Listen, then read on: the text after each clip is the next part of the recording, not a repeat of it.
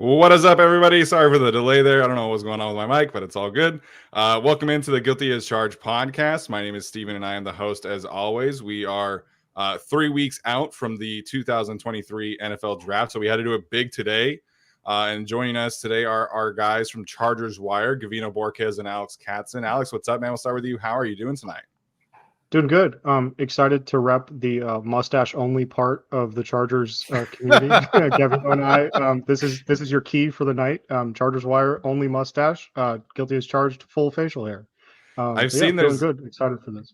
Sorry to interrupt you there, but I've seen there's like this movement out there on social media to get less beards, more mustaches. Apparently, there's too many beards in the world. I guess according to some people, I will not be partaking in that. The beard is definitely not going anywhere. But ripping the mustache, I see you, Alex. So Gavino's here as well, man. Gavino, what's up? How are you doing tonight? Good, man. I'm excited to be on. It's been a while since I've been on one of these live streams or just making a video. I was planning on making videos early on, but just life happened. But again, 3 weeks out, I'm excited to be on. I do plan on making an edge video, looking at each round and identifying, an edge for each round, and hoping to get that out in the next week or so before the draft. Everyone knows the edge position is my forte. Chargers are looking for an edge, hopefully. So looking to get that out. But nonetheless, I'm excited to be on and doing this dueling mock draft with y'all. Yeah, happy to have you, and definitely looking forward to that edge video whenever it comes out. So Tyler's here as well, man. Tyler, what's up? How you doing tonight? Doing very well. I've wrapped up my Ed TPA. I turned it at 1 a.m. in the morning, so that is all done. My goal for today is to get Nick Hampton before Gavino. Nice. That's gonna be a lot of fun to see who can win that battle. We'll see.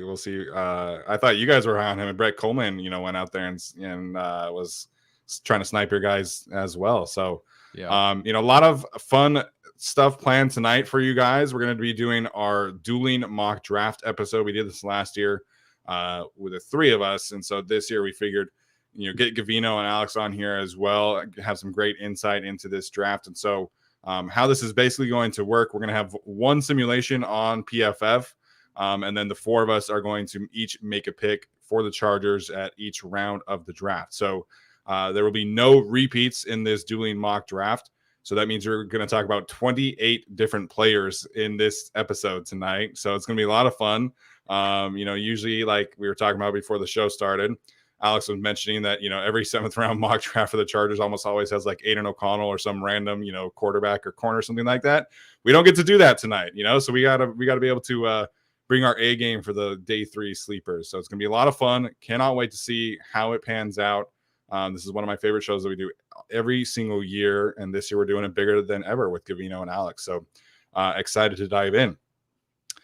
Gentlemen, before we start here, we were kind of having a conversation about where the Chargers might be leaning, at this point in the draft. There's been a lot of Zay Flowers to the Patriots conversation. He's obviously a lot of people's sweethearts on social media, and so is Nolan Smith. Also seems to be kind of trending towards being off the board. So Gavino, we'll start with you, man. What maybe prospect or two are kind of standing out for you right now in terms of who you think the Chargers might be deciding between? Prospects of who I think they might be deciding between and who realistically might be there. It's got to be Michael Mayer and Jordan Addison, who you mentioned too. Like with Michael Mayer, I get it. A lot of people are going to want Dalton Kincaid. But just from a well-rounded standpoint, again, Michael Mayer, you'll be able to line him up as a blocker too, and as a pass catcher, he's pretty good in that department too. Kincaid, I feel like he's a better pass catcher, but from a blocking standpoint, I think Mayer has him on that standpoint. And then from the receivers, Jordan Addison, we mentioned the connection, or they've been talking about the connection of Chris Beatty, the wide receivers coach, going, way back to the Pittsburgh days. He recruited him. I think that could be a potential selection right there, just given his ability to work inside and outside and looking as a potential successor to Keenan Allen.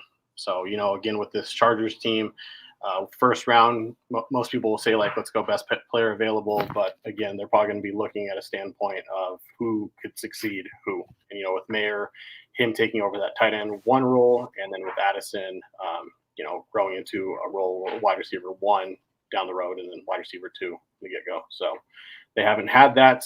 They haven't had that bona fide first-round wide receiver since Mike Williams. So, again, they could look to address that. But at the same time, with tight end, we haven't had that since Hunter Henry. So it wouldn't surprise me to see Michael Mayer being the pick if he's available.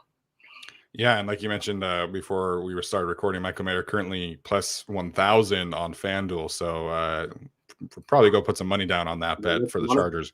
Alex, where do you think the Chargers are potentially looking at in terms of who's on the board? Who are they kind of debating between at pick 21? Yeah, I think, like Gavino said, Mayer and Addison definitely make a lot of sense. Addison and Chris Beatty's relationship actually goes back all the way to Maryland, which is like even before Chris Beatty got to Pittsburgh. Maryland was Addison's first scholarship offer. It was Chris Beatty that gave him it. Chris Beatty went to Pittsburgh and then immediately gave Addison a scholarship offer. And so, there's too many connections to draw there. Mayer, again, I think makes a lot of sense for all the reasons that Gavino listed. Just kind of an all-around guy, maybe not the highest ceiling in the class, but someone that's going to come in and be like a pretty solid day one contributor. I do think with Kincaid, I think that he's definitely still in play. I think that there's probably some concern in the Chargers building as far as the lack of testing data. I think a lot of times the Chargers prefer to have those numbers on guys, even though they have, their own proprietary numbers. Obviously, you have like GPS tracking data and stuff, and you have spring workout numbers, but you don't have anything recent. And the Chargers historically have kind of keyed in on those sorts of things. And then another guy that we were talking about before we got on here is Brian Branch from Alabama, who is a safety listed as a safety on most, sites that you can find, but is really just a DB in general. And I think is pretty much a perfect fit for what Brandon Staley wants to do on defense. He's super versatile, super multiple. You can play him in the slot, you can play him at deep safety, you can play him at box safety, you can kind of just move him all over the field. And so adding him with Derwin and being able to just kind of move everything around and confuse offenses that way, I think is something that Staley is definitely going to be interested in. I do still have a couple doubts that Branch will get all the way to 21, but I think if he's there, he's definitely going to be in pretty heavy consideration along with tight end, wide receiver, offense in general. But I think those are the three that kind of stick out to me as of right now. Yeah, really quickly before Tyler jumps in here regarding Dalton Kincaid, the injury conversation around Dalton has really been frustrating for me. And obviously, I went to Utah. I'm a big Dalton Kincaid fan, but Dan Jeremiah shared this week he's passed all of his physicals. There's basically no concern from teams in terms of the back injury, like Alex is pointing out. It's more so the lack of testing data, and especially like the Chargers, who really value that in the first round. That's the concern, not the injury. He fractured his back in the last week of the regular season and then played through the injury 6 days later in the Pac-12 title game. So for anybody concerned about the injuries, NFL teams are telling you that they are not. So, that should go out the window at this point. Tyler, your thoughts here on this kind of conversation. What might the Chargers be looking at 21? Yeah, they hit on everything. So there's not much to add there. I do think if I'm putting money on something, it's Michael Mayer, both in terms of the fact that he'll probably be there or he's close to being there. The Notre Dame ties, the safety, that he's just a safe pick. He's a good pick. He does fix a part of their offense that struggled last year. Everyone's like, oh, I don't want Michael Mayer because he can't separate. And listen, there are definitely concerns. Don't get me wrong. But the Chargers need to improve in the red zone, and they need to improve as a blocking unit in the run game. And Michael Mayer helps you do that. So to me, it really comes down to best player available. And unless one of these edge rushers that like a Nolan Smith falls, I think it's one of the tight ends or Brian Branch. I feel like it's one of those three. Again, barring a fall from someone. If Quentin Johnson somehow falls, maybe that would be considered a BPA for them. I just don't believe that the Chargers are taking a wide receiver in round one this year. It's a believe it till I see it sort of thing. I don't believe they're going to invest that much in a player with Josh Palmer ascending, in my opinion, still as the third wide receiver on the depth chart. I think they'll go, these are our three guys, and we'll find ways to round out our roster later on. I don't think the receiver is going to be an option at 21, honestly. As much as Chargers fans don't want to hear it, you tell me with your gut and your brain and your heart that Tom Telesco is actually going to draft a wide receiver at 21 this year. I think they want to be right about the 2 receivers they have, paying them $20 million. And I think they want to be right about Josh Palmer. So I think all 3 of those guys are going to be your starters this year.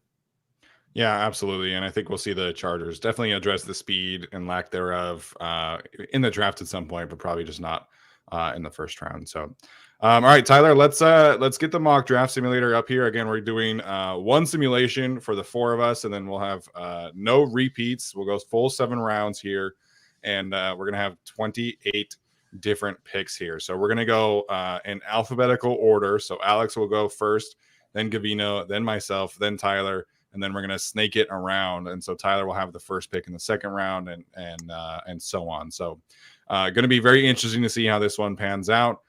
We are using, for our audio audience, we're using Pro Football Focus's simulation. Yeah, should be a lot of fun. We're not going to be doing trades either. Should definitely point that out because Tom Telesco doesn't do trades either. So, it is what it is. At least not down. At least not down for sure. All right, let's get started here. How's the view on your end? Is that all right? If you could zoom in a little bit, that would be great. Yeah, just a touch. Ooh, that's perfect. Okay. You want to go over the recent picks? Okay, Michael Mayer off the board in this instance, but who else is off the board here, Tyler? Okay, so I ticked up the randomness a bit of this one, and I think this is actually interesting. So Bijan Robinson is gone, so no one has to make that pick. Michael Mayer is gone. Dalton Kincaid is gone. Wow.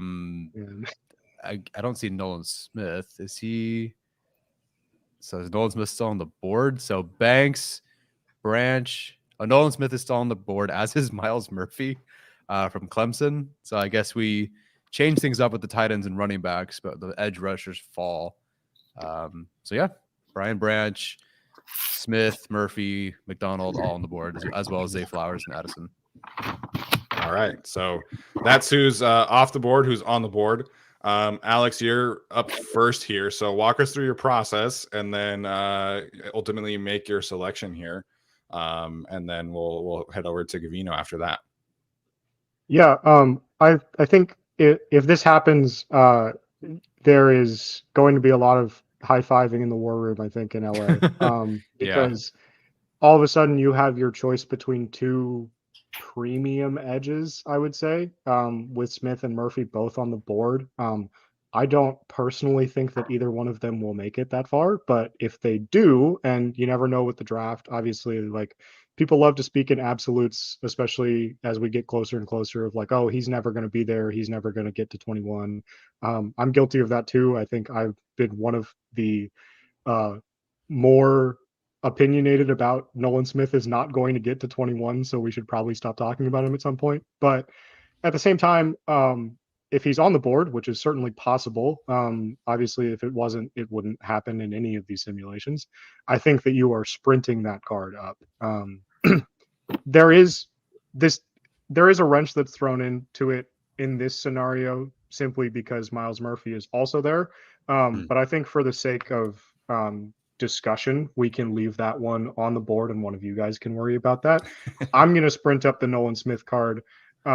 He is, again, like we talked about with Brian Branch, pretty much a perfect fit for what Staley wants to do. You have the Georgia ties, you have the run defense, you have the pass rush arsenal, you have pretty much everything that the Chargers look for in a player. He'd be an immediate impact guy as edge 3, and would probably, is on an ascendant track. I think has gotten better every single year that he's been at Georgia. Missed a lot of this season because he tore his pec, but before he got injured, looked like he was getting even better than he was in his junior season. He was a guy that was getting buzzed last year, before he decided to go back to school. I think that he is a perfect fit for what the Chargers want to do. And if you are looking at the cap sheet and you're saying we have to move on from one of Khalil Mack or Joey Bosa next year, you want a guy in the building who can take over as edge 2 in 2024. And I think that Nolan Smith is very, very, very capable of doing that. So I think that's where I'm going here. All right, so Nolan Smith comes off the board first with Alex. Sound logic. I think all of us can agree there. Gavino, where's your head at here with Nolan Smith off the board, with the tight ends off the board? I don't know where you land on Miles Murphy. Will McDonald, obviously, he's staring us right in the face there. But what's your process here with the players now off the board that are off the board? So Jordan Addison's still available, right? Yep, Addison and Zay Flowers still on the board. Yeah, that's my pick right there. We talked about the connection to Chris Beatty, wide receiver coach, but again, just his game overall, I think he's one of the better route runners. He's technically refined. He's really good at just changing up his tempo and just finding that separation. Good technique as a catcher. Just being able to pull away from defenders too. To me, he's pretty well-rounded. I kind of compare him to Jahan Dotson in a sense. Drafted by the Commanders last year. Addison's a little bit taller and leaner, but just the way he's able to win, he's going to face some limitations, in my opinion. But at the same time, just being able to change up his route tempo, his technique as a pass catcher, he's just well-rounded all around. And then we just talked about the connection to being a local product, being able to line up outside in the slot. I feel like he can do it all. And you're looking at a potential successor right there to Keenan Allen, to be able to line up in the slot like that. So I'm going with Addison. If he's on the board, it makes sense. Tyler talked about taking a wide receiver. He doesn't think it's going to happen, but I feel like if someone like him is available, it'd be hard not to take him. So going Jordan Addison with this pick. Yeah, lots of connections, obviously, with the Chargers and Jordan Addison. I'm curious, Gavino, because there's this like devaluing of him as a prospect on social media, and you look at Daniel Jeremiah, Zane Brugler, I just saw Jordan Rogers, Hayden Winks, Josh Norris, like all these guys still pretty high on Jordan Addison as a prospect. DJ and Brugler have kind of maintained throughout the whole process him as their wide receiver 1. So where are you at in terms of your pure ranking of Jordan Addison in this class? Wide receiver 2. So he's behind Quentin Johnson, in my opinion. Okay, there we go. Yep. So I do think that this is a realistic possibility, and I think it would be one that Chargers fans might not be super happy about, but I think it would definitely, be a good fit for this offense. All right. So I was assuming, we're talking about with the edge guy here that Miles Murphy would have been that pick. So this is an interesting choice for me because Deonte Banks is my corner 2. And I think that him, being a potential Michael Davis replacement would be a pretty seamless transition. And I do feel like cornerback is a pretty underrated need. So my head is really debating between Banks and Miles Murphy. The Chargers need a guy of the future at both of those spots. So just kind of weighing, who is really going to be a better fit for the defense, And I know people are probably gonna be mad that we're talking about 2 defensive players, but ultimately I am going to go with Miles Murphy again, somebody that I think has kind of had a bit of a roller coaster draft stock process. He started out the process as like a top 10 pick.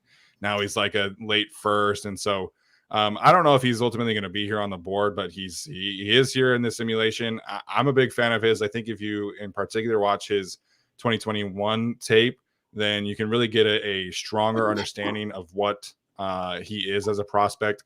I really like the balance that this would give the Chargers in terms of their backup edges with him and Chris Rumph being able, Miles Murphy to be kind of a power rusher who can go inside from time to time, and Chris Rumph kind of more of your finesse speed rusher. So with Miles Murphy on the board, that is where I'm going.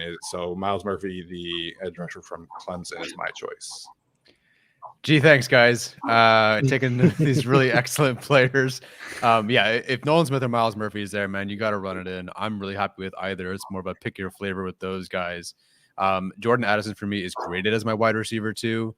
I think the difference between social media, draft Twitter, and some of the more established analysts is just, does this player pass up? Is he better, even with grades, than someone with upside like a Quentin Johnston? For me, Quentin Johnston was not graded any better than Jordan Addison, but you just got to work on that upside. And it was close enough to say that Johnston was better. But Addison's a really, really good player, and my highest graded receiver in the class. So I would get it. He's just not my second highest ranked player. So I totally get why you guys would go with those. At this point, I'm going to go with the best remaining player on my board, and that is Brian Branch, the safety / slot corner from Alabama.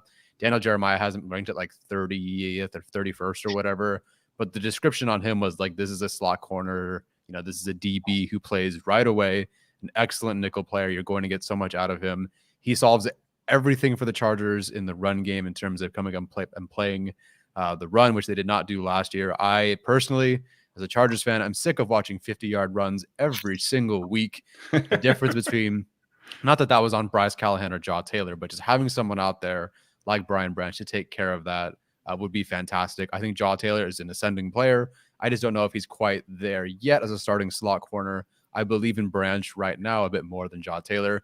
And even if you do believe in Jaw Taylor at slot corner, Branch can play deep safety if you want. You can move him all over the field. You can blitz. Branch has this keen ability to just make guys miss when they're trying to block him. There are some guys who just are unable to shed and move. Like you look at the linebacker class. This linebacker class can't get out of the way of blockers. Brian Branch consistently, when guys are trying to climb to the second level and take him out of a play or block him, he's able to maneuver around them, be very nimble. I just think he's a fantastic run defender, as well as a blitzer, as well as a coverage corner. There's so much you can do with him. Again, I would have gone edge rusher. I would have gone Bijan, maybe even a tight end. But Brian Branch, I only have 10 guys with the first round grade. He's one of them, so I'm happy to get Brian Branch here. Yeah, absolutely. So Tyler, in your simulation here, you can go ahead and choose Branch. If you're just joining us, this is no repeat dueling mock draft. So we do have a Google sheet up that we'll share here in a minute with kind of all of our picks going on. So just to kind of recap, if you were just joining us, Alex started with Nolan Smith. Gavino chose Jordan Addison. I chose Miles Murphy, and Tyler just chose Brian Branch. So again, no repeat picks here. This is just players who are on the board at that specific pick. And, we're going to snake it back here. So Tyler gets kind of the short end of the stick in the first round. Now he gets to have his pick of the litter in the second round. So Tyler, why don't you recap quickly who went off the board and then who is on the board. Massive depression. Sam Laporta went one pick before. No. 2 picks before was Jalen Hyatt to the Dolphins. I guess they're just going to throw it down the field. Keanu Benton is moving up boards. He went 45. Josh Downs, Jack Campbell went to the Seahawks, Jahmyr Gibbs to the Rams, BJ Ojolari to the Colts, and Odika Uzama at edge rusher I would consider here to the Steelers. Addison all the way to 30 to the Eagles. Is he being compared to Devonta Smith? Is that kind of the... Kind of, yeah. There's a lot of that out there. I don't know how much I agree with it, but it definitely is the comparison that I've seen thrown around. Yeah, I definitely don't agree with it, but that definitely seems to be the comp. So him going with Devonta Smith is interesting. Brazee, Miles Murphy Brazee to the Bills. That's fun. Murphy to the Bengals. I'm going to hate that. Nolan Smith to the Saints is whatever, I guess. So yeah, a lot of good players off the board as I try to pretend like I can find anybody here in the second round. Sorry, Tyler, real quick. Josh Norris compared Addison to Darnell Mooney, and I actually really like that comparison. I think that fits really well, and I think that obviously gives you an idea of what the Chargers could be getting in Jordan Addison if that is ultimately the pick. Yeah, definitely. Okay, well, screw it. I might as well take the next most obvious thing that I can do, even though I do love other players. I'm going to go with Darnell Washington. I didn't realize he was going to be here in the second round. Nice. But at this point, yeah, sure, I'll take another absolute freak from Georgia. There's obviously a minor connection there with Muschamp coming over. He was a tight end at Auburn, I believe, and then he was 2 years of a graduate assistant at Georgia, if I'm not mistaken, something like that. Yeah, no, that's right. Okay, cool. I got something right. I did something. So I'm gonna take Darnell Washington here. I feel like that's at least somewhat obvious. There's other receivers I can wait on. I'd love to take a receiver, but to me, Darnell Washington is probably also the best player available overall outside of Adetomiwa Adebawore. Haven't watched a lot of DBs, so I'm going to go with Darnell Washington here. All right, so Tyler in this scenario has Brian Branch and Darnell Washington. Can you scroll down on the players available for me really quickly? Yeah, you guys just shout out anytime you want me to look at like a specific. I wish this simulator had a longer list to look at. Looking at 4 at a time sucks. Yeah, definitely. Okay, so Isaiah Foskey is somebody I'm interested if the Chargers pass on edge. Wow, they have Chandler Zavala way up now. Okay. Mhm. He was like ranked like 140th like 2 days ago. Okay. All right. So this is an interesting situation for me. I think in this point, the Chargers definitely need in my scenario, Chargers definitely need a receiver, definitely need a tight end. All of the tight ends, except for guys who I think could be later options, are off the board at this point.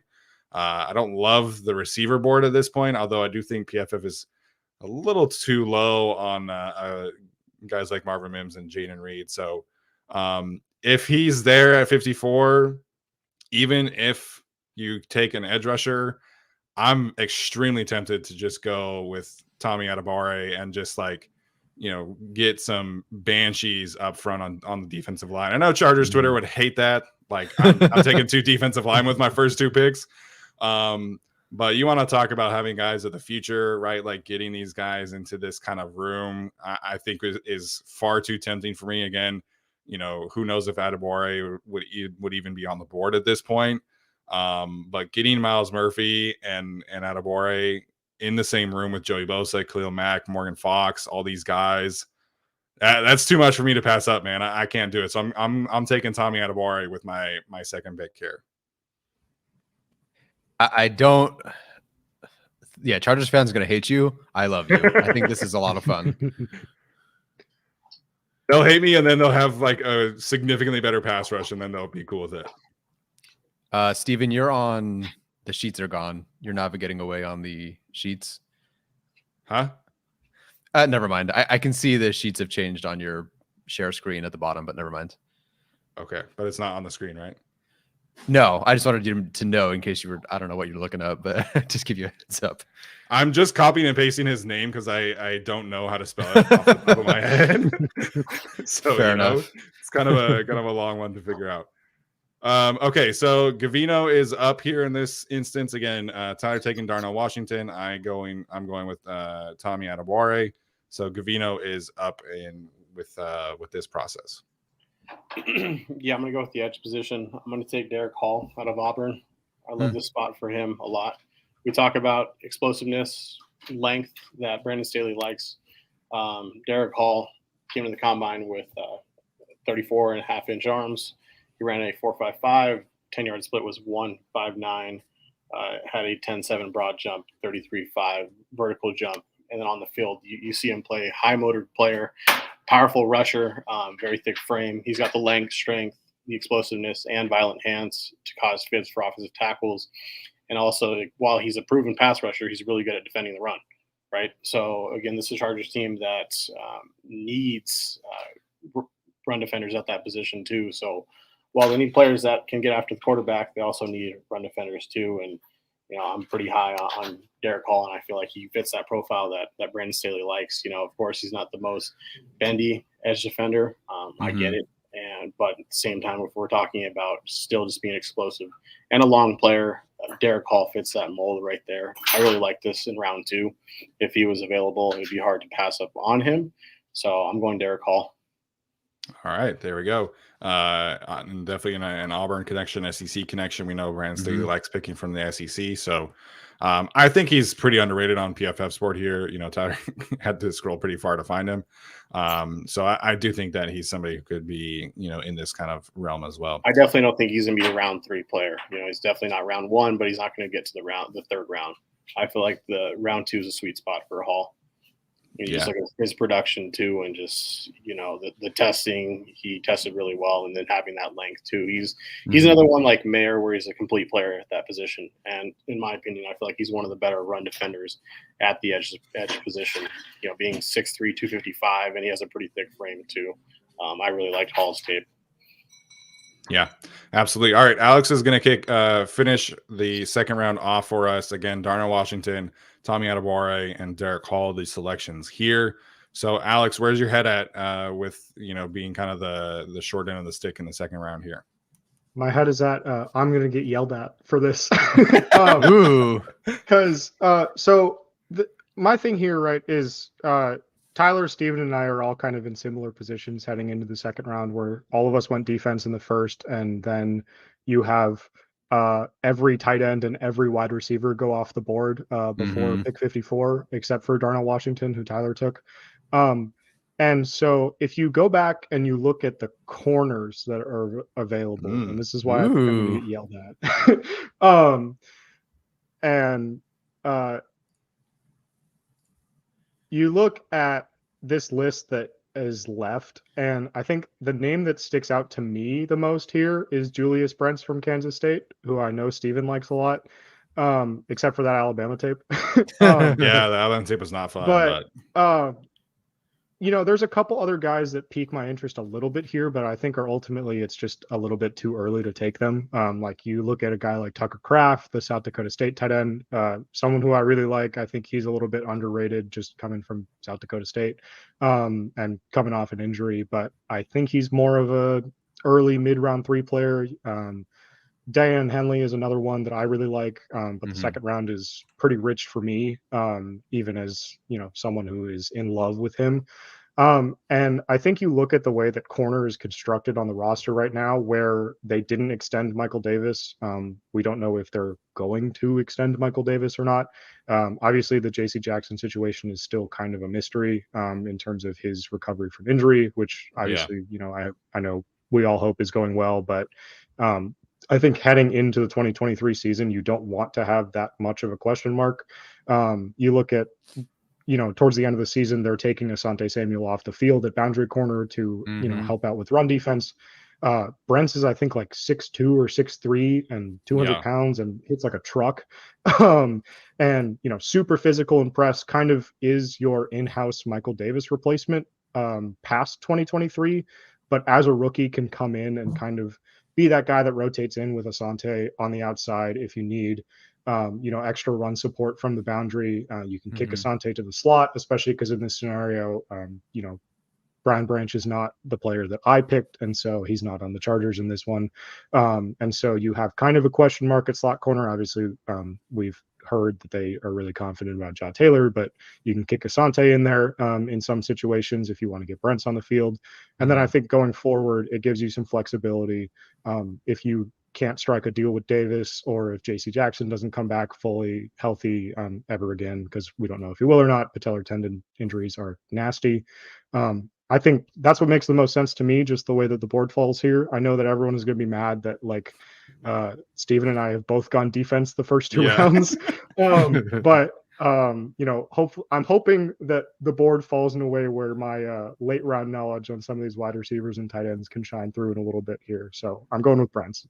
Yeah, and I know people would not be happy about the lack of offense in our scenarios here, but I do think that there's a lot of value to be had, outside of the top 50 with these offensive skill players. So we'll see what happens. It's been very tight end heavy in this simulation. So, all 4 of us might end up be choosing, like Cameron Latu and stuff like that for our tight end spot, but we'll see what happens here. So Tyler, if you want to just make Julius Brents the selection there, and then we can move on to the next round.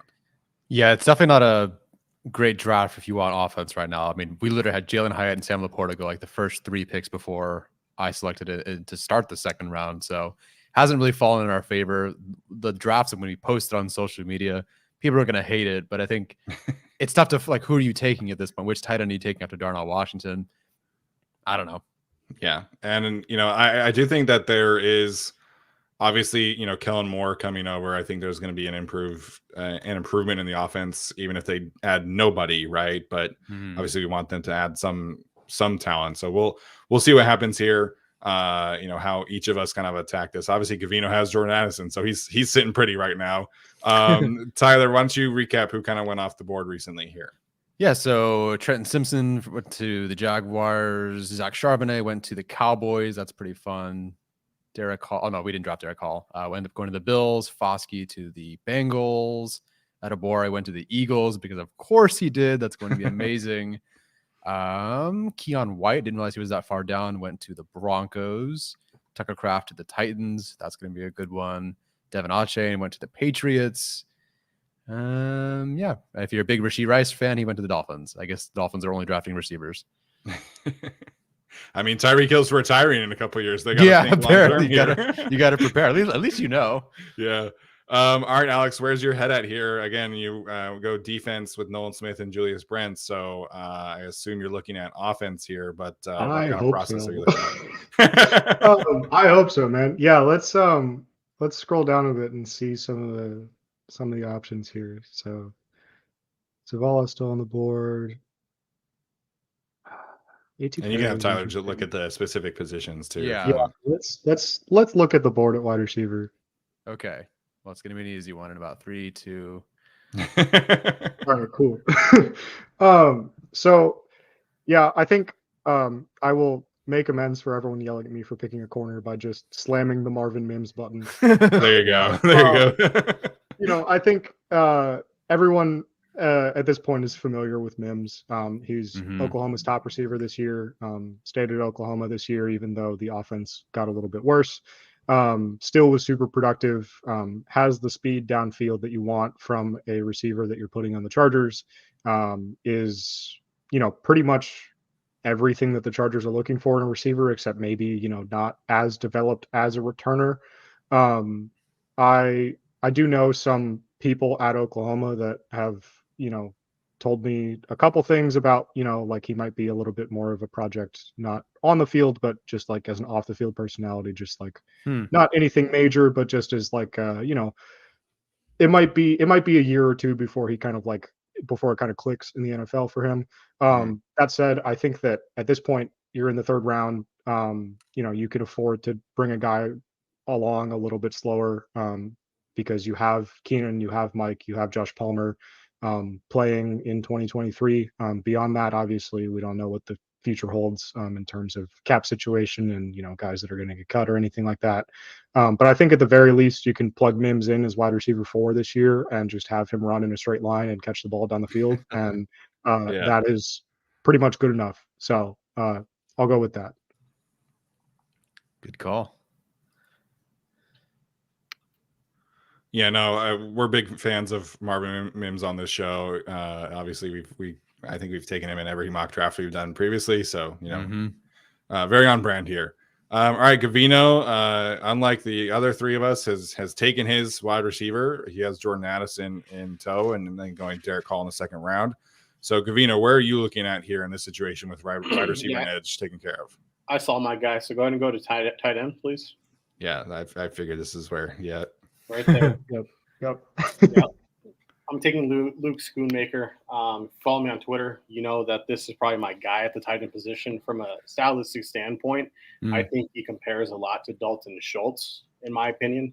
Obviously, the Chargers don't have Dalton Schultz. I know he was a fan favorite in free agency, saying that the Chargers could land him. But, for me with Schoonmaker, I feel like he's very fluid in his movements. He has the ability to stretch the field, pretty good speed. He's very tenacious as a blocker. We talked about in pass pro and then run blocking too. The Chargers need that. That's something they struggle with. So again, another complete player, and I feel like he could be a reliable starter for a long time. He could probably take over as a tight end 2 role from the get go, but I see him being a pretty good starter in my opinion. And again, I get it's round 3, but again, look where Travis Kelce, these other tight ends were drafted. They weren't taken in the first round. So I feel pretty happy getting Schoonmaker here in the 3rd round because, again, I'm very, very high on him. In my opinion, he is a top 5 tight end. He's my number 5 tight end. So I like him here in the 3rd round, and I feel like the Chargers would be happy to have him too.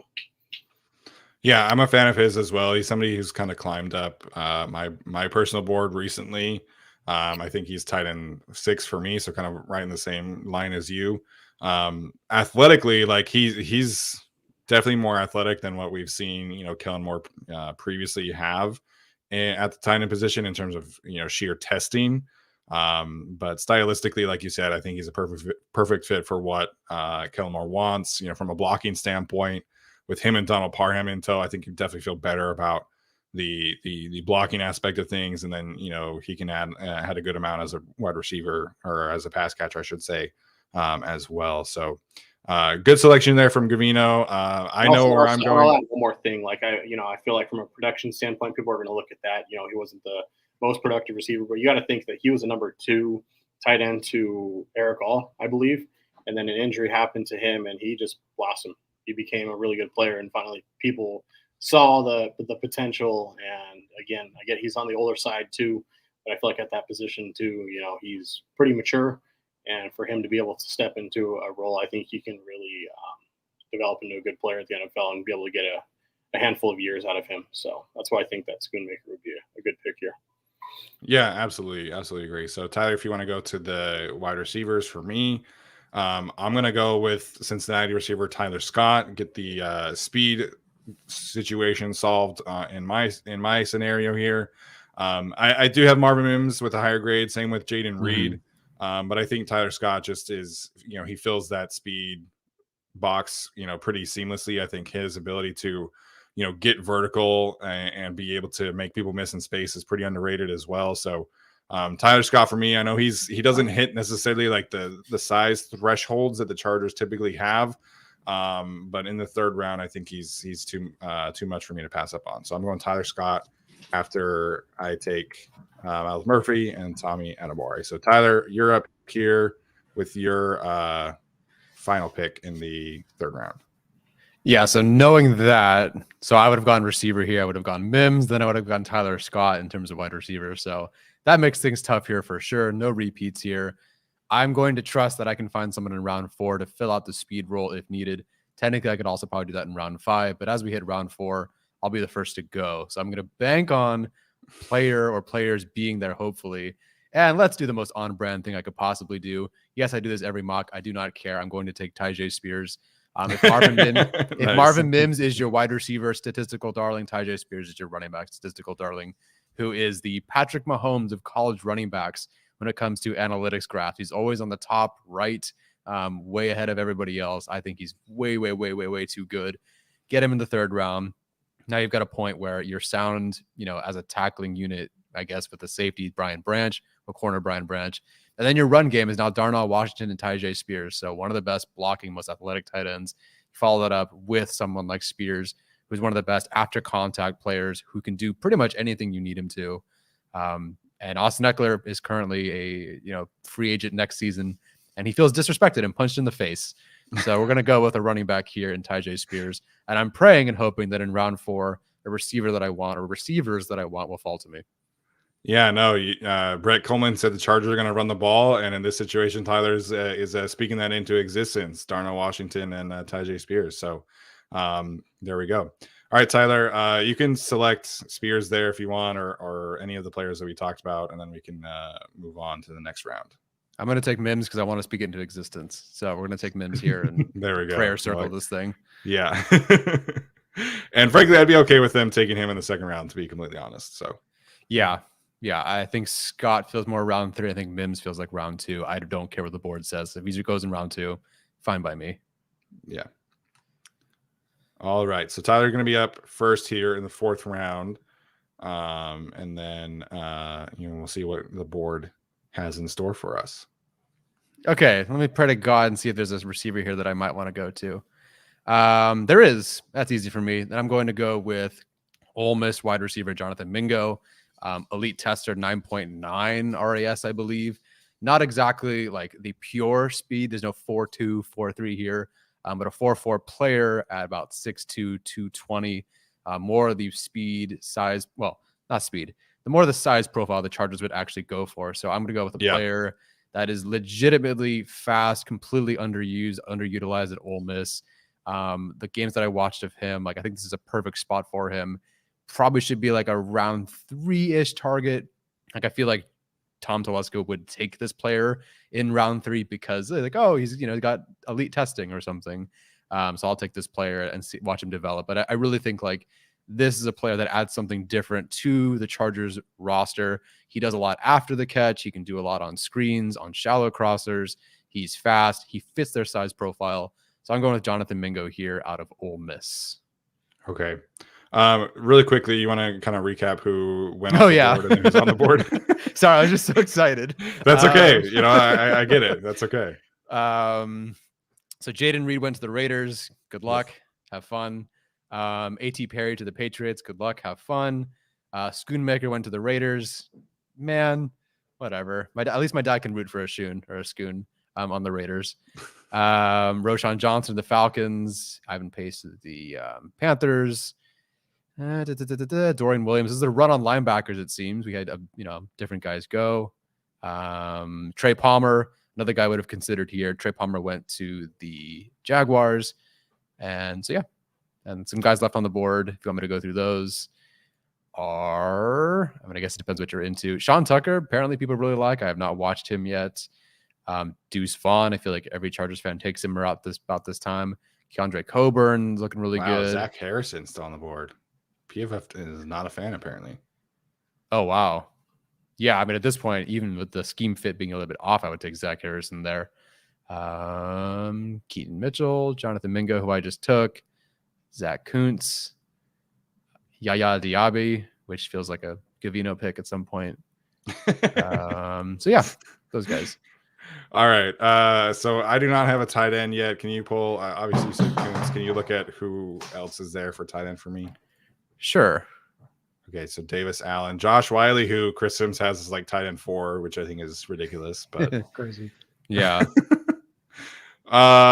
Yeah, so I'm going with Zach Kuntz. It's really kind of a no-brainer here. I've only watched the one game, so I don't have like a ton of takeaways here, but he's literally the most athletic tight end that Kentley has ever seen in terms of RAS score. So I'm betting on athletic traits here from the tight end position. I need one before they all go away in this kind of scenario here. So, me going defensive line in the first 2 picks means that I potentially have to reach for position need at this point. So I'm going to take Zach Kuntz, give, that quote that Brandon Staley had at the owners meetings where he was talking about tight ends and vertical angles really keeps standing out to me. And I think Zach Kuntz and his 6'7" frame, and I think it was like a 4.58 40-yard dash is going to fill a nice vertical role for me. Yeah, I love that. One more player to just mention, Davis Allen, who was with Chandler Whitmer when he was a graduate assistant at Clemson, working with quarterbacks and wide receivers. So tiny connection there, if anything. But I do believe it seems like Kuntz does have more upside there. So I love the pick. Yeah. All right, Gavino, you're up here with your 4th round pick. Go to linebackers and type in Dennis, please.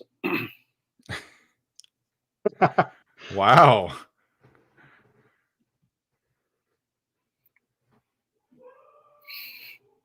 There he is. I don't care that he's 247. I have him as a 4th rounder. I like him here. Servassier Dennis. And he was actually brought into the social media world.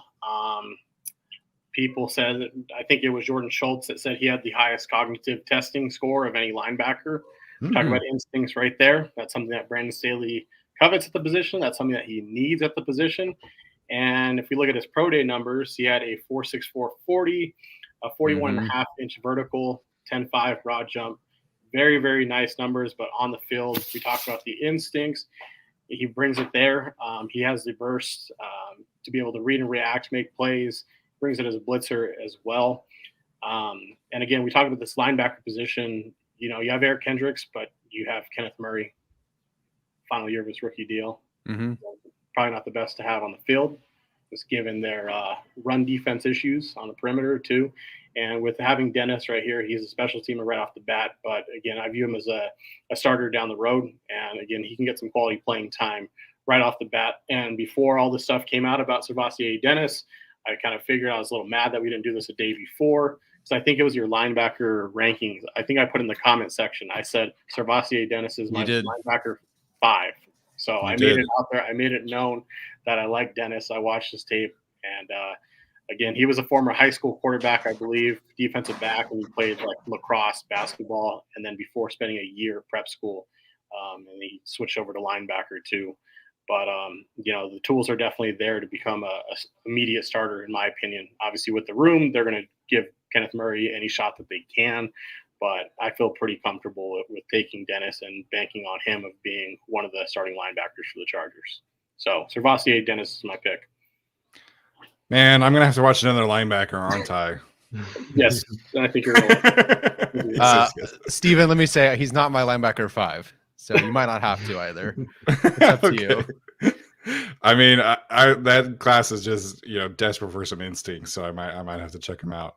All right, Alex, you're gonna finish us off here with the fourth round. What are you looking at in this round in this situation for you? Yeah, so I don't have a tight end either. Kuntz was going to be my pick, but obviously no repeats. So I am kind of between Chris Sims's darling Josh Wiley and Davis Allen. I think I lean towards Davis Allen, and I do so because Davis Allen's vertical and broad jump were both 95th percentile or higher. His broad jump was 10'5", and his vertical was 38.5, both at the combine in March. And so both of those numbers, 95th percentile or higher for the tight end position. He's 6'6". And so you talk about, another kind of explosive vertical angle type guy, 6'6" with a 38.5 vertical. You can do that math because I'm not going to. But basically, Herbert can throw like legit alley-oops is what I'm assuming is how the math works out there. Not the fastest guy in the world, only a 4.8, 4.40, but a 76th percentile on the 10-yard split of 1.6. So explosive enough, I think. He is a fine blocker. I wouldn't say he's a amazing blocker, but he is a good enough blocker, and he is just like everything about him around the Clemson program is all very glowing reviews about how smart he is, how quickly he's going to acclimate to an NFL offense, all that sort of stuff. And so I think it's not the most ideal situation, obviously, with the tight end position, the way that it's been for the Chargers for the last couple of years. You kind of want a guy that you can bank on as a, solid number one tight end for the long term. But I think at this point, if Kuntz is off the board and all those top guys are off the board, I think that Allen is probably the next best situation. And at the very least, he'll get in and kind of mix it up and give you a little bit of versatility because him and Parham are kind of not interchangeable per se, but like you can kind of run them both out there and have one of them block and one of them release and kind of switch it up and, not tip your hand so much when you have both of them on the field. So that's going to be my pick for here. All right, there we go. So our fourth round is officially done with. So Tyler, if you want to just pick one. I'm going to share the sheet on here. We'll see. I've never shared two sheets at once. Okay. So just in case anybody is just joining us and just to kind of recap here before we finish the rest of the draft off. So Alex in this situation has Nolan Smith, Julius Brents, Marvin Mims, Davis Allen. Gavino has Jordan Addison, Derek Hall, Luke Schoonmaker, Servassier. Is that how you say that one? Yeah. Yes. Okay. Servassier Dennis. And then I have Miles Murphy, Adetomiwa Adebawore, Tyler Scott, Zach Kuntz, and Tyler has Brian Branch, Darnell Washington, Tyjae Spears, and Jonathan Mingo. So, gentlemen, we're at 54 minutes here. So if we could pick up the pace a little bit for the rest of this mock draft, that would be fantastic. Sorry, Tyler. I must have hit it at the same time as you. Yeah, it's okay. It's adorable that we do that. All right. Okay. Alex is back on the board here. Alex, where's your head at right now? My head is at Steven doesn't want me to soapbox about day 3 players, which is like my forte. Real quick, before I talk about this pick, I saw someone ask, is Allen better than Stone Smart? Considering that Stone Smart started playing tight end like 18 months ago, probably. Yeah. And he was injured. and he was injured immediately. I think I saw a name that I like. If you scroll back up a little bit. Okay.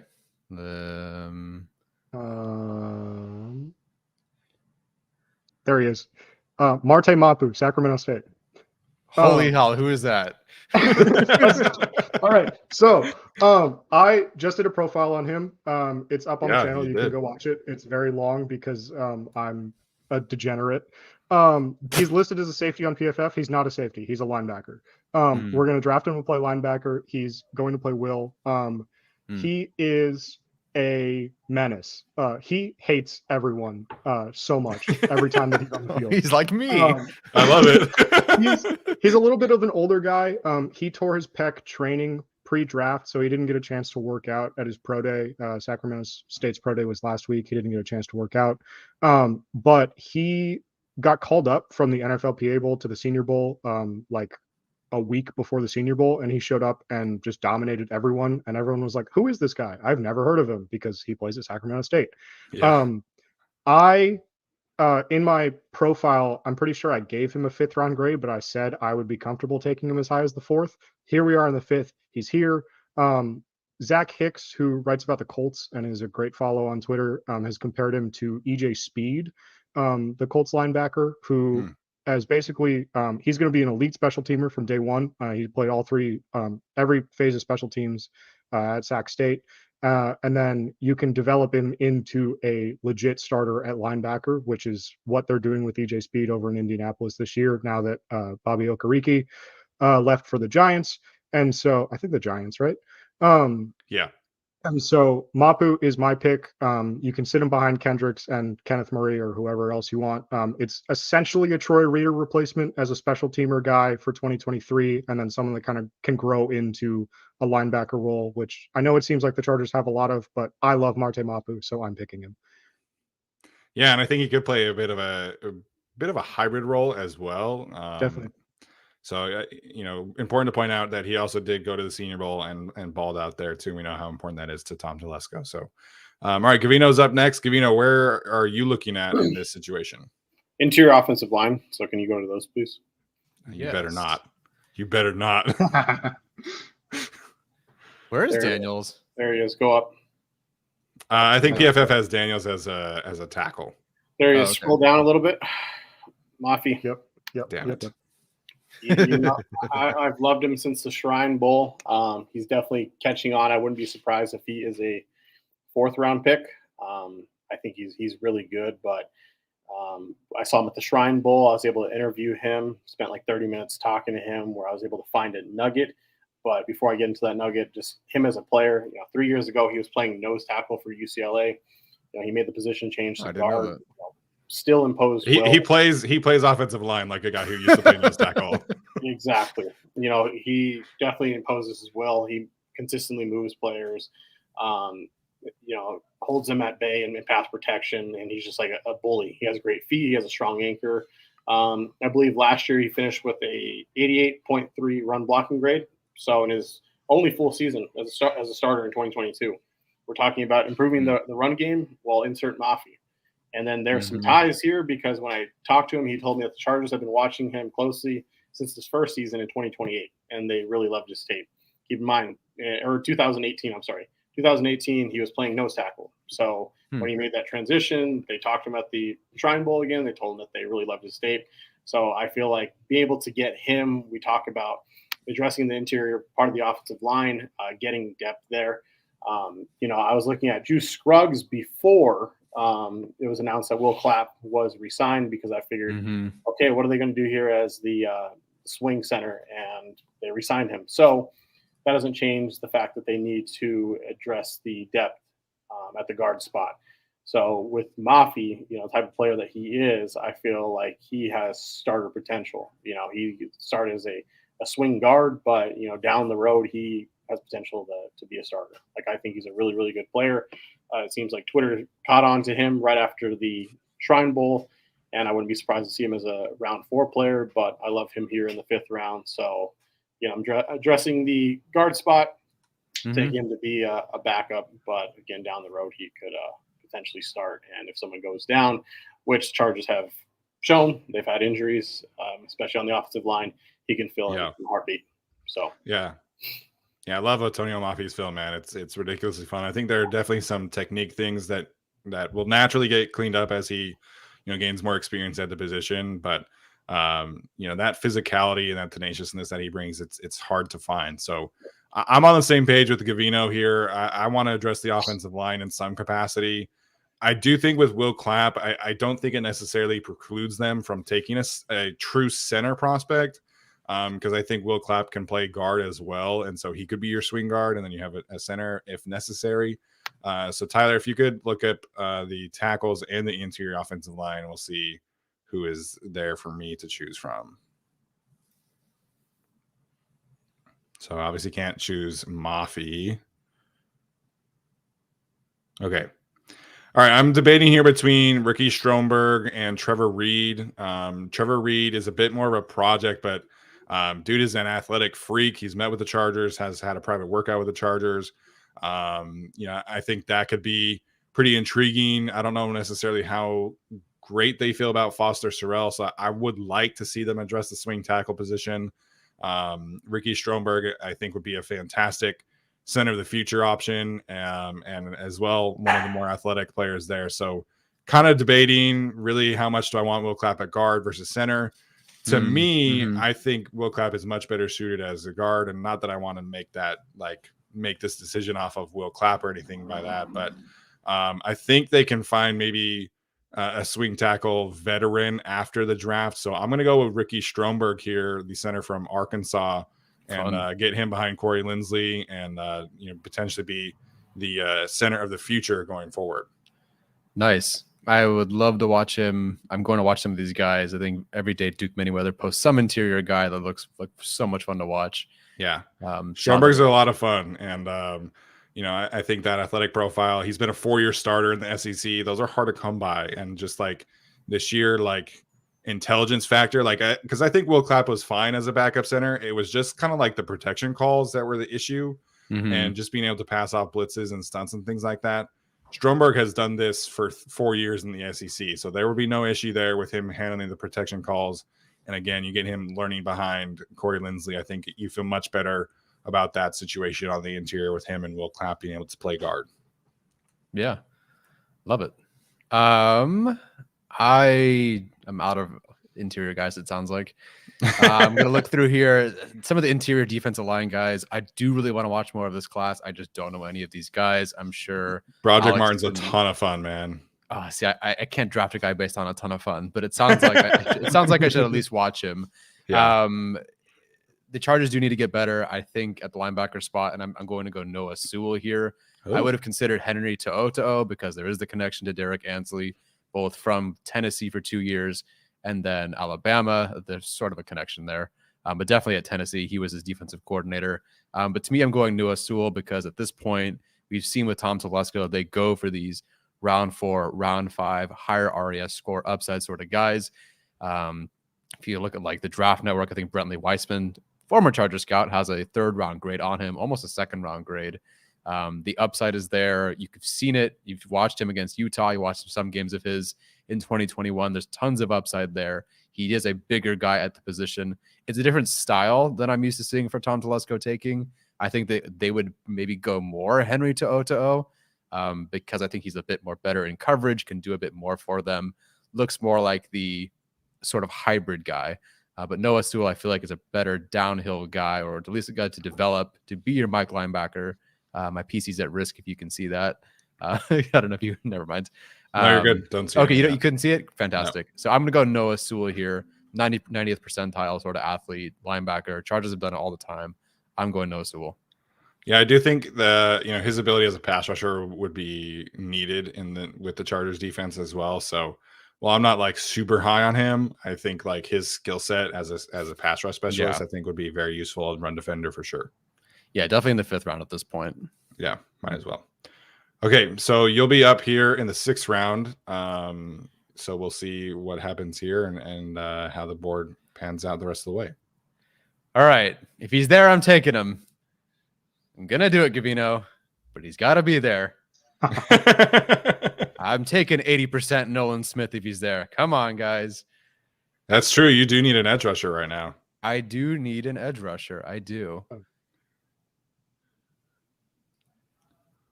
I'm sure they didn't do it to me. He'll be there. All right. In the 6th round, the 2023 NFL draft. Is he there? Is he gone? Oh, he's at 241. Oh, I'm going to get graded so poorly for this one. But I'm going to go with Nick Hampton from Appalachian State. I've talked about him several times. But as long as the mock draft boards are going to devalue him, I'm going to keep taking him here, even though I would legitimately be fine with them taking him in the 3rd round. Gavino first pointed him out. Or I think Gavino the 2nd round. Well, okay, Gavino. Okay, so Brett Coleman called him like 80% Nolan Smith. I don't know about that, but hey, I'll take that, especially here in the 6th round. I do think he does belong on day 2 or round 4. But Nick Hampton here in the 6th round, a very solid player, fits the mold that they want. This is a very underrated player in this process. So I'm going to go with Nick Hampton here as my edge pick. No, yeah, absolutely. In the 6th round, I'm more than okay with that. I would have been okay if you had flopped this, right, and gotten edge rusher and then linebacker, but either way here. So, all right. So Tyler at this point has Brian Branch, Darnell Washington, Tyjae Spears, Jonathan Mingo, Noah Sewell, and now Nick Hampton. I have Miles Murphy, Adetomiwa, Adabare, excuse me. Gosh, I can't even get it right. Tyler Scott, Zach Kuntz, and Ricky Stromberg. So I'm going to look at running back and wide receiver here. I need like a legit return specialist. I also need more speed. So I do think the Chargers could be looking at double dipping at wide receiver in this class. So we'll see who exactly is on the board here.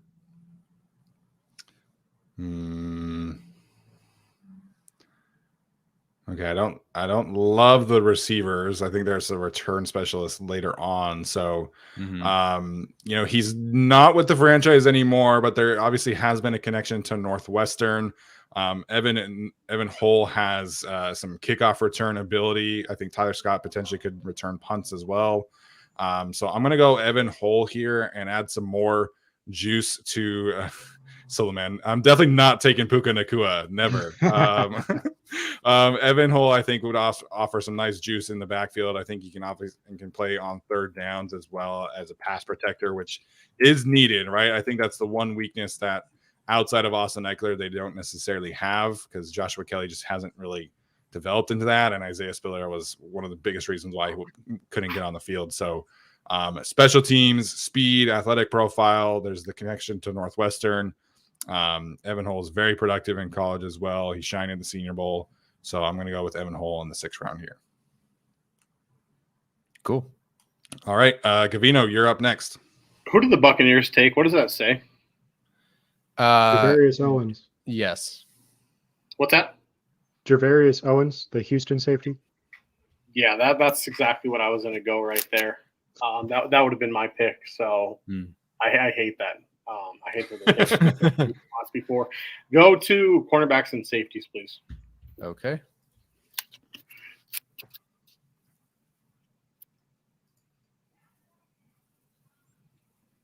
Go ahead and scroll down.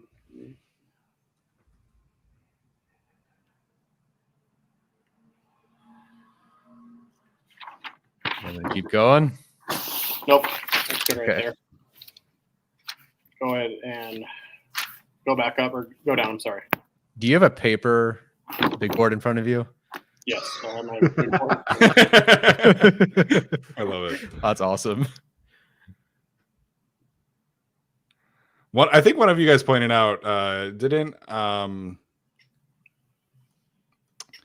totally blanking on the defensive coordinator's name right now. Ansley? Derek Ansley, thank you. Didn't he recruit Trey Dean? Isn't there like a relationship between him and Trey Dean? When he was at Alabama, he was Trey Dean's primary recruiter, and then Dean decided to go to Florida instead. Mistake. Go to corners again. Oh, wait, you got out of there. What did you do?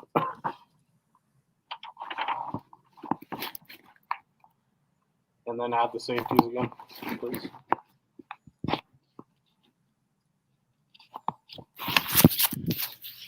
Actually, he's not going to be there. But go back to cornerbacks. This is so suspenseful. I know, man. It's like I can hear the pages turning. Solomon says Dean is trash. He's a Florida fan, for those who don't know. Yeah, so he's not going to be there. Again, I project him as a 4th rounder, but Terrell Smith out of Minnesota. I was going to go with Javarius Owens, just given the need for versatility. Brandon Staley covets that. They need more safeties with Nasir Adderley gone, retired, and they still have Aloy Gilman for another year. But and then John Johnson, we don't know what the heck's going on there. We thought we'd have a starting safety. We don't. So they need cornerback depth. They need players who could fill in. I feel like it's a very underrated need. They could go cornerback a lot earlier, but here I haven't taken a cornerback. He's available. For me, I feel like Smith possesses great size and speed. 6 foot and 204 pounds. He ran a 4.41 in the 40. He's experienced in all coverages, which is good. And the most importantly, he's a reliable tackler in the open field. I really enjoyed his tape. We know with the run defense issues, it wasn't from the interior part of the defensive line. It was actually from the perimeter. Asante Samuel Jr., he struggled against the run. That was an issue there. So I feel like, on day 3, they're typically adding players that are going to, shore up the special teams, be able to provide some reliability there. But I feel like with Terrell Smith still available in the 6th round, you're looking at a guy who could fill in the pinch. Really like to stay up and again from just like the size, speed profile, and then just the experience in different coverages and, his ability as a tackler. I really like him here in the 6th round, even though I don't think he will be there. But I feel like at some point they're going to take a cornerback and or safety or both in this draft. And I feel like day 3 is probably the spot that they're going to do that. No, yeah, I think that's sound logic for sure here. All right, Alex. Sorry, real quick before I think it was Doug Farrar pointed out that he's also a big fan of Terrell Smith. So there's a good amount of love for him out there on social media. So Gavino's not the only one there. I have not watched him yet. So cornerbacks, safeties. Yeah, cornerbacks and safeties. I'm wrapping up this week, so we'll get there. But that's definitely a weak point for me right now. All right, Alex, you're up here with the final pick in the 6th round. Can I see interior offensive line? Yes, you may. Mafi's gone. McClendon Curtis is not there. Curtis is gone too. Yes, unless they have him. Yeah. No, okay. Yeah. Oh no, wait. Hold on. They don't have him as a tackle, do they? Oh, they might. They do. Oh, they do. Oh, he's there. Okay, perfect. I'm just going to do that then. Happy to help. Yeah, I was going to take John Gaines, who I can see went at 195 to the Broncos, which is very annoying. Yeah. If you are not aware, Josh Norris from Underdog Fantasy has this list. Every offensive lineman to record a sub 4.47 short shuttle. There are 24 of them in history. They have started 84% of their NFL games. John Gaines is the only one that hit under 4.47 this year. He's also played all 5 positions on the offensive line. So I was really hoping he would drop to this spot, but he didn't. So I will settle for McClendon Curtis, who is a guy that the Chargers have been interested in all season. We heard when he was at the Shrine Bowl. He picked out the Chargers as one of the teams that consistently was sending scouts to Chattanooga to check him out all season. He's played guard. He's played tackle. It's not a guy that's going to be like a guard center hybrid type guy, but he is going to be probably your swing guard and then has a little bit of flexibility to play tackle as well, probably right tackle, which is where he played at Chattanooga this season, which means like if Trey Pipkins gets hurt, if Jamari Sawyer gets hurt, something like that, you can kind of move things around to figure out a way to get Curtis on the field and get your best 5 on the field without one of your starters. The connections are there. The need is there in terms of a backup offensive lineman. I think that's the easiest pick here, but I would really love if John Gaines made it because he is a member of a very exclusive list, but I'll settle for Curtis. Yeah, Thomas Martinez pointed out that Tom Arth was his head coach for 2 years as well. So yes, that is a good call. Very important, to talk about those connections when it comes to day 3 players. So Curtis, as well, for what it's worth, was one of Bruce Feldman's freak lists from this past summer too. So apparently can deadlift like 700 pounds or something like that. It's just like freakishly strong. So somebody that I think definitely makes a lot of sense for them on day 3. Nice. All right, so we're into the 7th round here. This is obviously going to be definitely more of Alex and Gavino's time to shine than mine and Tyler's. But we'll see what we come up with here. So Alex will be up first here, and then we'll be able to wrap this thing up. I saw Tradian and Aiden O'Connell come off the board. Now what do we do? Send it. Is Stetson Bennett still on the board? No, I'm just kidding.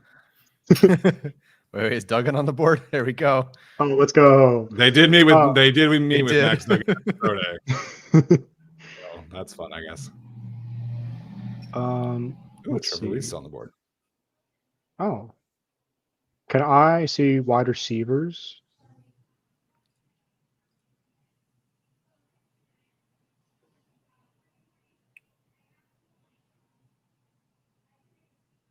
I don't know how far you want me to go. Keep going a little bit. Okay, that's good. I have a guy in mind, but I want to look at running backs first, just in case someone is there. Is it Green? No, I wouldn't do that to you. Who? Antoine Green. Antoine Green. Okay, I don't like this list. I'm gonna go with the Fresno State receiver Nico Remigio. Remigio. However you say it. Sure. He obviously there's a tiny bit of a connection there. I don't know how strongly Kellen Moore is still associated with the Fresno State program, but he did go to Fresno State. The Chargers were at Fresno State's pro day. They were watching. Kellen Moore went to Boise State. His brother Boise coaches. State. His brother Yeah. coaches at Fresno His State. brother. Though. That's what it is. Same thing. Slight connection. Very slight connection. Either way, the Chargers were at San Jose. Or now you got me all screwed up. Fresno Sorry. State's pro day. They were at Fresno State's pro day. They were watching both receivers really closely. Jalen Cropper's the other one. He went in like the 4th round, I think. Yeah.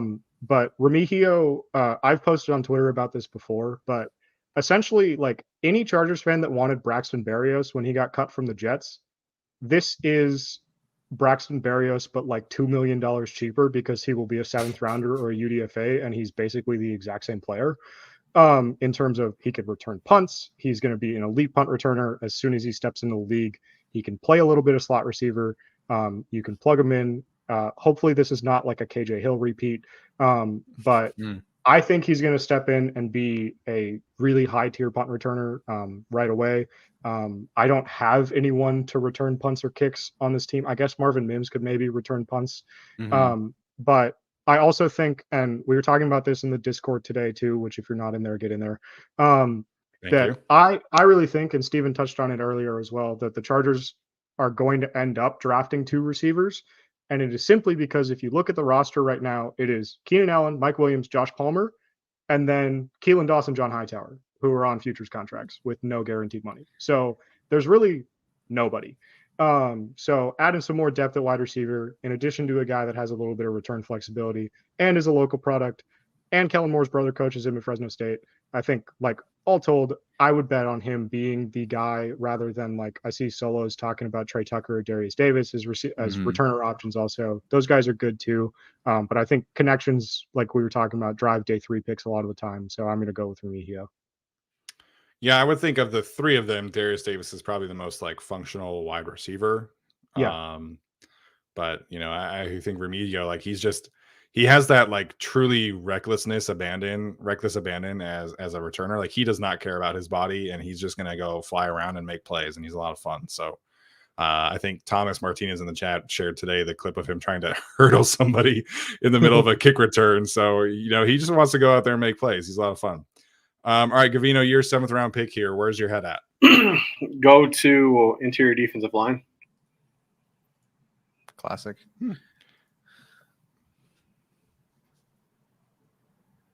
I don't know who any of these players are. There's like 7 left. Oh, Cameron Young. I've watched Cameron Young. Dante Stills is good. That's where we're going, Alex. Yeah. Is that Stills' brother from like a couple years ago? Yeah. Yeah. Yes, it is. Yeah. Yes, The Chargers met with, I think. Yeah. The Raiders. Again, it's funny because Alex and I have a joke about this, like with Facebook and Chargers Wire. It's so like we talk about them. They've been running with the defensive tackle in the 1st round. Like they're really running with that. And like I feel like with Kalijah Cansey being a thing, that's who's driving alive. it. But they feel like, you know, they look, and even this is analysts too. The run defense being an issue, they'll point to the interior part of the defensive line. Like, look what they did last season. It was just unfortunate that Austin Johnson and Tito got hurt. So, but at the same time, this is a need. They need more pass rush juice from the interior. Obviously, they re-signed Morgan Fox. That's great. I feel like they still need some. So with 7th round, I'm going with the defensive tackle. Word to Cortez Broughton here, and hopefully this one actually pans out. But you know, it's still very experienced player. That's something the Chargers really like. He really stood out the East-West Shrine Bowl. Very energized player.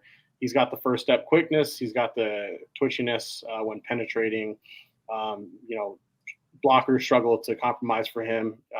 Continuously fighting with his hands, winning leverage battle, and just a nonstop motor, just chasing down plays. So I feel like with his athleticism, his agility, and his burst, he's a guy who could fill in that role like a la Morgan Fox and supply some pass rush juice from the interior. When you look at his stat line, I think he finishes like the leader in tackles of loss with 42 and a half, so 23 and a half, 42 and a half tackles for loss, 23 and a half sacks, and like 100 plus tackles. So very productive player, very experienced player. And again, this is a position I feel like could be addressed, and I hope that it does, because part of their issues by not getting to the quarterback, it wasn't necessarily off the edges, but it was from the interior. So they have their run stoppers with Sebastian Joseph Day, Tito, Austin Johnson, and with Tito and Austin Johnson, they're still working their way back too. So they still need depth that could play right away. So, and I feel like with Stills, he's a guy that kind of would be able to slide in there and produce. Yeah. Where's his brother at? Is his brother still in the league? I think he's with the XFL, isn't he? I think he's either in the XFL or the USFL now. Yeah. Well, he might be the USFL, but anyways, I think he's better than his brother. There we go.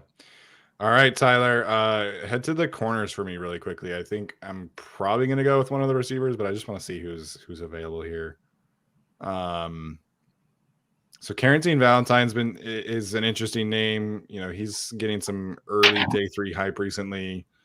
Rajon Wright would be kind of a nice project to take on too in terms of his physicality and length. I guess theoretically in my situation, they could get the returner solved with an undrafted free agent. Mm-hmm. I haven't really watched any of these guys though, so I'm going to go with Darius Davis, the receiver from TCU. That's kind of the default, right? You got to trust who you watch. So I'm going with Darius Davis. Like I said, I think he can be a functional wide receiver. Basically, it replaced what they had in DeAndre Carter. Work as their main returner option. I think he was like a 4.45 guy, so he's not super fast, but he's definitely plenty fast enough to do some jet sweeps, be a gadget player, return specialist. So I'm going to go with Darius Davis here. Awesome. That was the player I was going to go with. I couldn't find his official 40 unless you go to NFL Network, which says 4.36, but I didn't find anything on like Math Bomb or whatever. So not entirely sure if that's the right 40 or not. Considered Trey Tucker. I'm still going to go with the player that I think rounds out the roster the best. I'm going with Malik Knowles, who I'm sure is on the board so far down that they probably don't even have him. There he is at 355.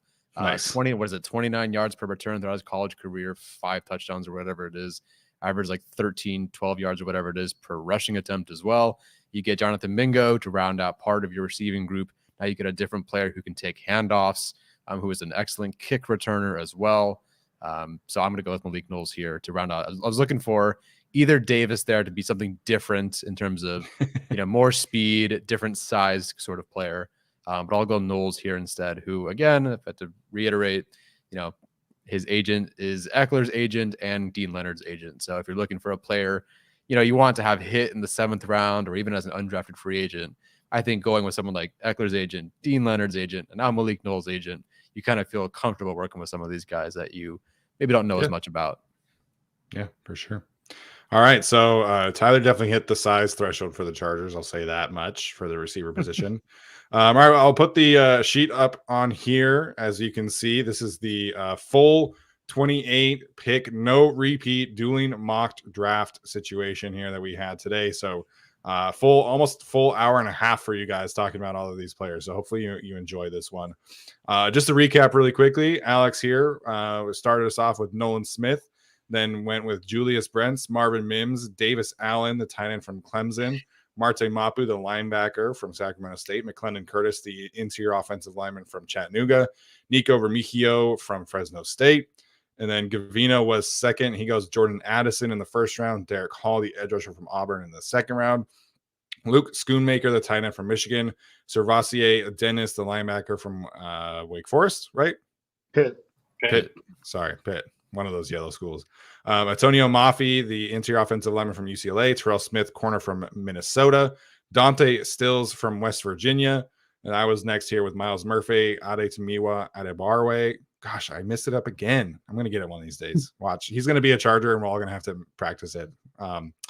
All right, Tyler Scott, Zach Kuntz, Ricky Stromberg, the center from Arkansas, Evan Hull, running back from Northwestern, Darius Davis, the receiver from TCU, and then Tyler wrapped us up with Brian Branch, Darnell Washington, Tyjae Spears, Jonathan Mingo, Noah Sewell, Nick Hampton, and Malik Knowles, the wide receiver from Kansas State.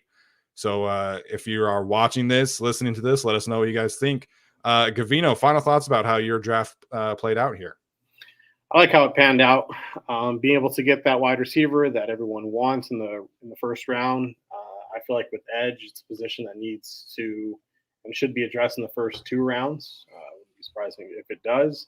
With the tight end, people don't like Michael Mayer in round 1, so I get the next best player that compares to Dalton Schultz, in my opinion.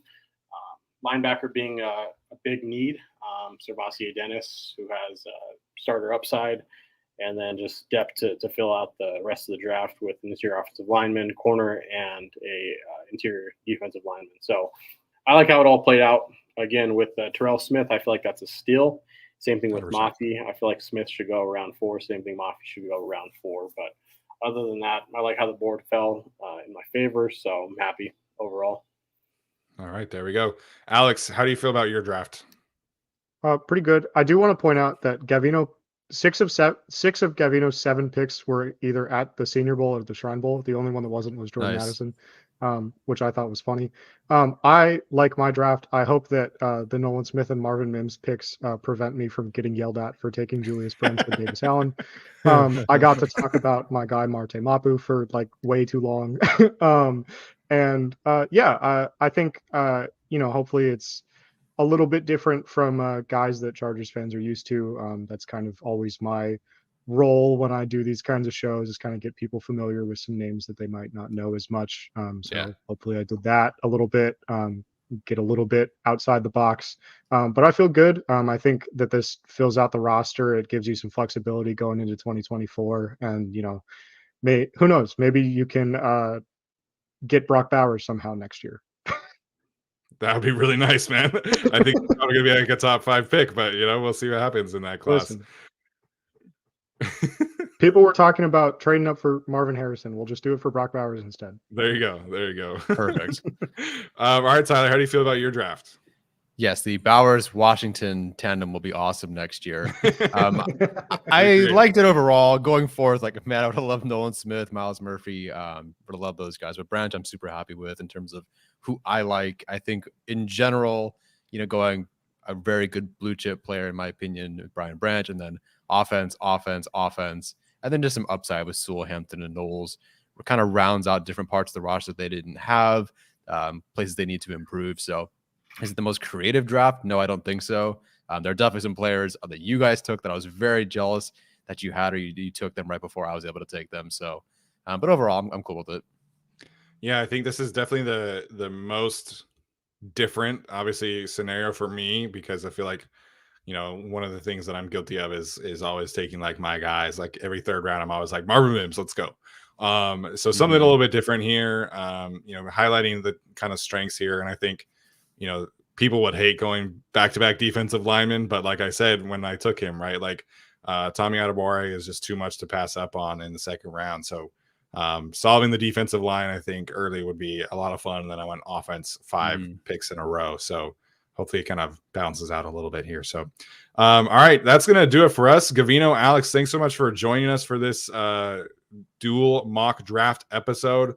Hopefully you guys listening enjoyed the conversations tonight. Again, 28 different players that we talked about tonight. Lots of great insight from Gavino and Alex, and appreciate their work. So make sure and check them out at Chargers Wire, and they do some great things over there. And Alex obviously doing stuff with us every single week. So gentlemen, appreciate it. That's going to do it for us. So everybody, have a good rest of your night. We'll talk to you soon.